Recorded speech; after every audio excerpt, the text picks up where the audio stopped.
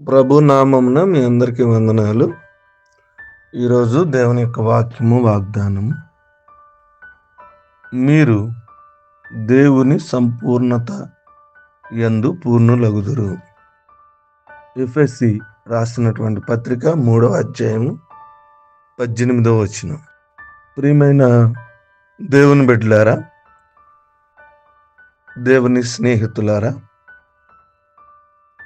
ఈ వచనంలో దేవుడు మనని సంపూర్ణత యందు పూర్ణులగునట్లు ఉండాలని దేవుని యొక్క వాక్యం మనకి సెలవిస్తుంది. మనము దేవుని సంపూర్ణతలో పరిపూర్ణము చేయబడితే ఇది ఎంతో గొప్ప ఆశీర్వాదకరమైనటువంటి వాగ్దానంగా మనకున్నది. ఈ లోకంలో ఉన్న అనేక సమస్యలు మరియు సవాళ్ళను బట్టి మీరు విలపిస్తూ ఉండవచ్చు.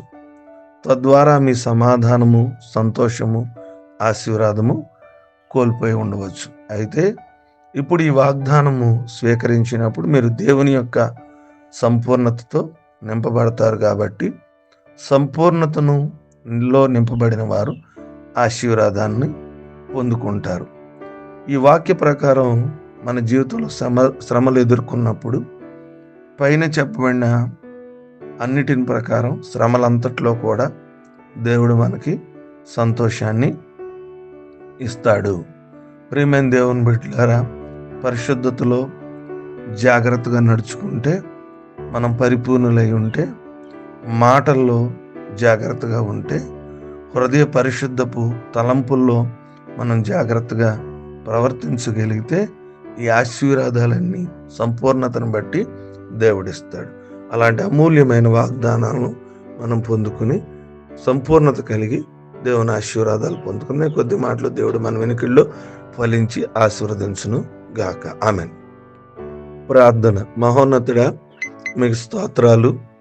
మహాగరుడ, మీకు వందనాలు. రాత్రంతా జ్ఞాపకం చేసుకుని మరొక శ్రేష్టమైన దినాన్ని మీరు ఇచ్చినందు మీ స్తోత్రం. వేకునే లేచి మిమ్మల్ని ఆరాధించాం. నేటి వాగ్దానం ద్వారా మీరు మాతో మాట్లాడినందుకు మీకు వందనాలు. నేడు మేము మీ వద్దకు వచ్చినప్పుడు మా ప్రతి అవసరత తీర్చే దేవుడయ్యా, మా యొక్క సమృద్ధితో నైనా మీ యొక్క సమృద్ధితో మా ప్రతి అవసరము సంపూర్ణంగా తీర్చమని ప్రార్థన చేస్తున్నాం.